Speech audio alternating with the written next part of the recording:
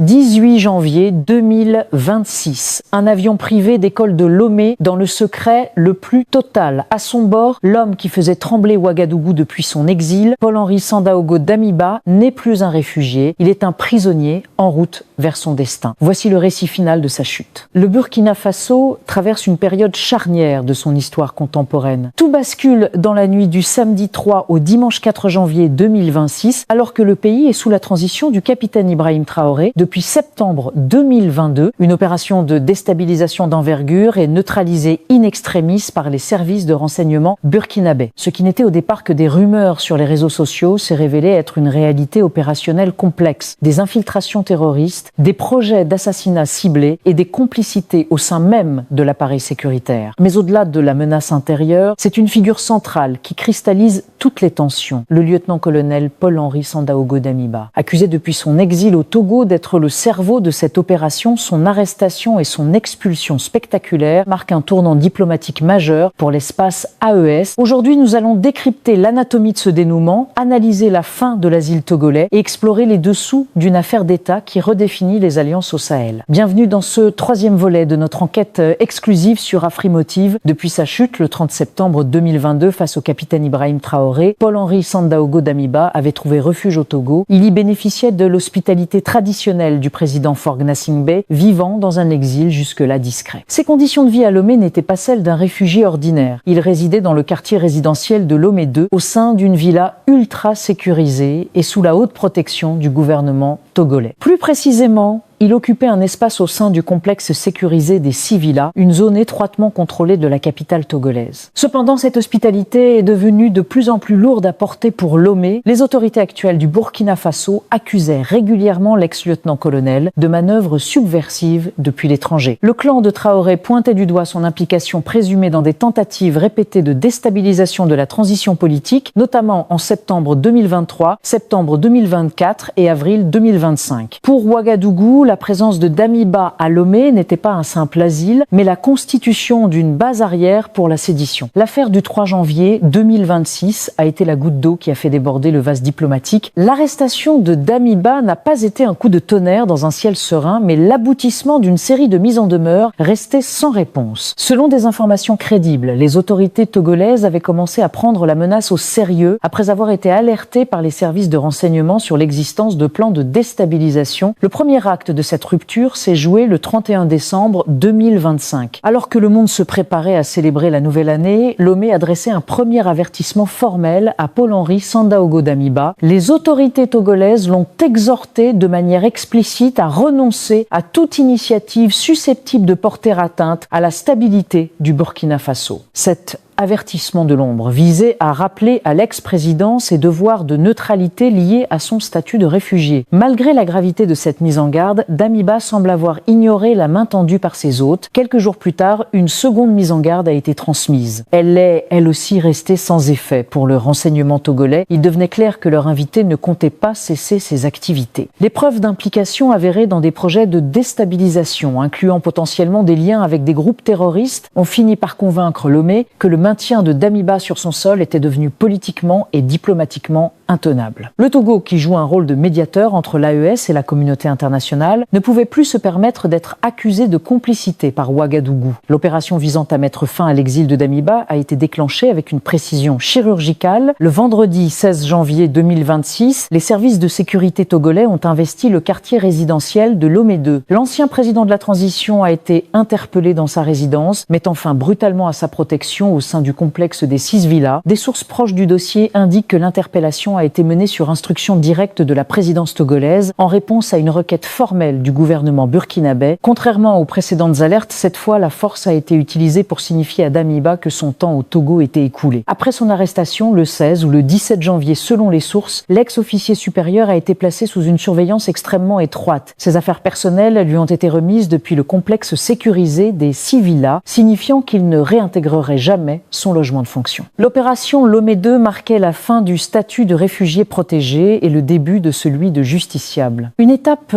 cruciale, souvent méconnue du grand public, s'est déroulée entre l'interpellation et l'expulsion, le passage devant la justice togolaise. Paul-Henri Sandaogo Damiba a été conduit devant la cour d'appel de Lomé. Il a été présenté à un magistrat dans le but de statuer sur la légalité de la procédure initiée contre lui. Le juge a eu pour mission d'examiner la requête d'extradition émise par le clan du capitaine Ibrahim Traoré. Dans ce face-à-face judiciaire, les arguments de la transition burkinabé ont pesé lourd. Le magistrat a finalement validé la requête d'extradition ou, à tout le moins, a donné une suite favorable à la demande des autorités de Ouagadougou. Cette décision judiciaire est fondamentale. Elle lève le verrou juridique qui protégeait Damiba au titre du droit d'asile ou de l'infraction politique. En accédant à la demande du gouvernement Traoré, la justice togolaise a reconnu, implicitement ou explicitement, que les faits reprochés, tentatives de déstabilisation et complot justifiaient la remise de l'intéressé. Ce processus a transformé une décision politique en un acte légal formel, ouvrant la voie au transfert physique de l'ancien chef d'État. Le dénouement opérationnel a eu lieu le dimanche 18 janvier 2026. Dans la plus grande discrétion, Paul-Henri Damiba a été escorté jusqu'à l'aéroport par des éléments de sécurité togolais. L'avion utilisé n'était pas un vol commercial, mais un avion privé affrété spécifiquement par les services de renseignement togolais. Le vol a décollé de Lomé pour une destination qui, dans les premières heures, est restée officiellement non communiquée, alimentant de nombreuses spéculations. Cependant, les rapports d'investigation, notamment ceux d'Africa Intelligence, ont rapidement confirmé que l'appareil se dirigeait vers Ouagadougou. À son arrivée sur le sol burkinabé, l'ancien lieutenant-colonel a été officiellement remis aux autorités burkinabè. Ce vol secret du 18 janvier n'était pas seulement un transfert de prisonniers, c'était l'exécution matérielle d'une mesure d'expulsion immédiate. Pour Damiba, ce retour forcé marque une nouvelle étape d'une affaire qui secoue le Burkina Faso depuis des années. Il n'était plus le chef de la transition acclamé en janvier 2022, mais un homme accusé de haute trahison ramené dans son pays sous escorte étrangère. Dès l'annonce du transfert, une véritable bataille médiatique s'est engagée. La question centrale était: Damiba est-il vraiment au Burkina Faso? La radio-télévision du Burkina a été au centre de cette polémique, alors que des publications sur les réseaux sociaux, notamment sur Facebook et X, citaient la RTB comme source confirmant l'extradition. La télévision nationale a publié un démenti formel. La RTB a affirmé qu'elle n'avait jamais fait une telle publication et a dénoncé un montage photo frauduleux. Ce démenti a jeté un flou persistant sur la situation, d'autant plus que les autorités officielles de Ouagadougou et de Lomé sont restées silencieuses dans les premiers instants. Pourtant, en parallèle, les médias internationaux et régionaux étaient affirmatifs. Africa Intelligence titrait sans ambiguïté sur l'expulsion vers Ouagadougou. Jeune Afrique, tout en restant plus prudent, confirmait l'interpellation auprès des proches de Damiba. Enfin, le média Togo Scoop et d'autres sources proches du dossier ont fini par confirmer que l'extradition avait bien eu lieu. Pourquoi ce démenti de la RTB? Il est probable que pour des raisons de sécurité nationale ou de stratégie judiciaire, les autorités burkinabè aient souhaité garder la main sur le tempo de la communication officielle. Cette guerre de l'information souligne la sensibilité extrême du dossier. Confirmer trop vite l'arrestation de Damiba pourrait provoquer des remous ou compromettre les enquêtes en cours sur ses complices restés dans l'ombre. L'arrestation et l'expulsion de Damiba marquent une rupture significative dans la diplomatie togolaise. Longtemps considéré comme un médiateur neutre et une terre d'accueil pour les exilés politiques, le Togo semble avoir revu sa stratégie. Pourquoi ce virage? Lomé semble désormais privilégier la sécurité frontalière et la coopération antiterroriste avec les pays de l'Alliance des États du Sahel, plutôt que la protection d'anciennes alliances personnelles devenues encombrantes. Le président Faure Gnassingbé a dû arbitrer entre l'hospitalité traditionnelle et la nécessité de maintenir des relations stables avec ses voisins burkinabè, nigériens et maliens. En livrant Damiba, le Togo envoie un signal fort. Il ne sera plus une base arrière pour ceux qui cherchent à déstabiliser les transitions militaires du Sahel. Ce geste de solidarité avec l'AES renforce la position de Lomé comme partenaire sécuritaire crédible, mais il crée aussi un précédent juridique complexe pour la tradition d'asile ouest-africaine. Le Togo a choisi son camp, celui de la stabilité régionale contre les ambitions individuelles d'anciens dirigeants. Désormais entre les mains de la justice burkinabè, l'avenir de Paul-Henri Sandaogo Damiba s'annonce sombre. Il est visé par des accusations extrêmement graves, haute trahison et atteinte à la sûreté de l'État. Ces charges sont d'autant plus lourdes que le Burkina Faso a récemment examiné une réforme de son code pénal prévoyant un durcissement des sanctions pour ce type d'infraction. Au-delà du complot du 3 janvier 2026, d'autres dossiers pourraient ressurgir. Le nom de Damiba est régulièrement cité en lien avec le massacre de Karma d'avril 2022, survenu sous sa propre transition. Les mouvements citoyens, comme le Front de défense pour la patrie ou la CNAVC, exigent qu'il réponde de ses actes devant les tribunaux nationaux pour avoir tenté de plonger le pays dans le chaos. L'ex-lieutenant-colonel, autrefois homme fort du pays, est devenu un paria diplomatique. Sa marge de manœuvre est réduite à néant. Son procès, s'il a lieu, sera le test ultime pour la justice militaire burkinabé et un signal envoyé à tous ceux qui, depuis l'étranger, continueraient de rêver d'un retour au pouvoir par la force. La chute de Paul-Henri Sandaogo Damiba marque la fin d'une époque et la consolidation du pouvoir du capitaine Ibrahim Traoré. L'échec du complot de minuit et l'extradition réussie démontrent une montée en puissance sans précédent des services de renseignement burkinabés. Le Burkina Faso ne se contente plus de subir les menaces, il les neutralise à la source, même au-delà de ses frontières. Cependant, cette affaire laisse des questions ouvertes. La stabilité d'un pays peut-elle reposer uniquement sur la surveillance et la répression des complots? Le nouveau gouvernement de guerre parviendra-t-il à transformer cette victoire sécuritaire en une paix durable pour les populations du Sahel? L'histoire nous dira si ce dénouement est le dernier sursaut d'une ancienne garde ou le prélude à une nouvelle ère de souveraineté totale pour le pays des hommes intègres. Cette vidéo vous a-t-elle permis de mieux comprendre les dessous de l'affaire Damiba? Pensez-vous que le Togo a eu raison d'extrader